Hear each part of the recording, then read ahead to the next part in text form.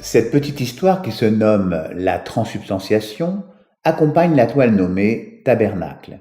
Voici cette histoire, celle-ci est très courte. Une fois de plus, Martial entraîne Jérôme dans un monde énigmatique. Lors de la première leçon de catéchisme, le père Dumaty a parlé du tabernacle et notamment de la théologie de l'Eucharistie et de la transsubstantiation. Martial est tout à fait fier d'employer des mots qui ne font pas partie du registre linguistique de Jérôme. Il éprouve une certaine suffisance à être le sachant du couple grâce à une culture fraîche de 24 heures. Il explique à Jérôme que la grande porte de l'église fait face au chœur, et c'est dans le chœur que se trouve l'autel. À côté de la petite veilleuse qui reste toujours allumée, est localisé le tabernacle, un coffre-fort dont la clé est cachée dans la sacristie. Martial explique à Jérôme le déroulé de l'expédition. Martial prend son rôle très à cœur. Il fait un mouvement de bras avec l'intention de synchroniser sa montre avec celle de Jérôme. Il renonce très vite à la découverte des bras nus de son acolyte. Jérôme tend l'oreille pour écouter les explications de Martial qui se met à chuchoter pour protéger son secret. Martial: tout à l'heure, nous allons rentrer dans la sacristie pour ensuite pénétrer le chœur. Afin d'être clair dans ses explications, Martial prend le temps de mimer chacune des positions clés de l'opération. Martial: nous nous placerons en face de l'autel. Toi, tu seras à gauche et moi, je serai à droite. Jérôme: ok, d'accord. Martial: pour trouver le tabernacle, il faudra soulever le conopé, c'est-à-dire le voile qui recouvre la chambre forte.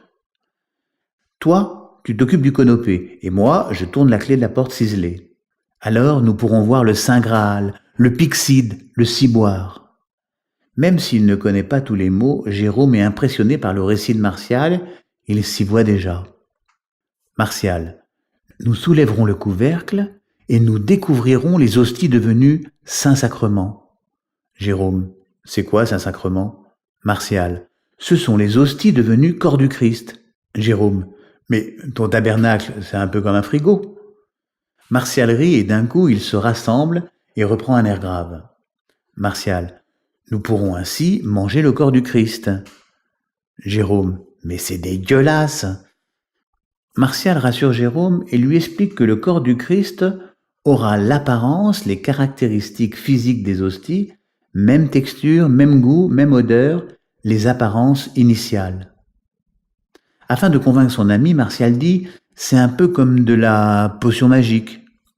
Jérôme est un peu sceptique et se demande pourquoi les catholiques prennent de la potion magique chaque dimanche. Il se demande si la transsubstantiation ne serait pas plutôt un tour de magie raté destiné aux gogos. Jérôme: mais tu y crois, toi, à ta potion magique? Martial: bien sûr que j'y crois. Jérôme: mais tu n'as aucune preuve. Dans les familles catholiques, chacun a ses méthodes pour résister aux attaques des athées et des païens. Ici, la parade, c'est... Martial: oui, c'est normal, j'ai la foi. Jérôme: ah. Jérôme reste sans voix et se trouve à court d'arguments. Puis, la foi, il ne connaît pas. Quelques instants plus tard, l'action est lancée. Jérôme soulève le conopé et Martial ouvre la porte. Le tabernacle est vide. Au même moment, la porte de l'église se referme bruyamment. Des pas se rapprochent.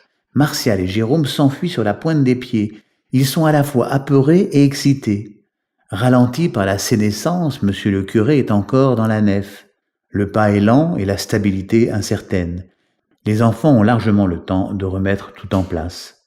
Ils disparaissent dans la campagne.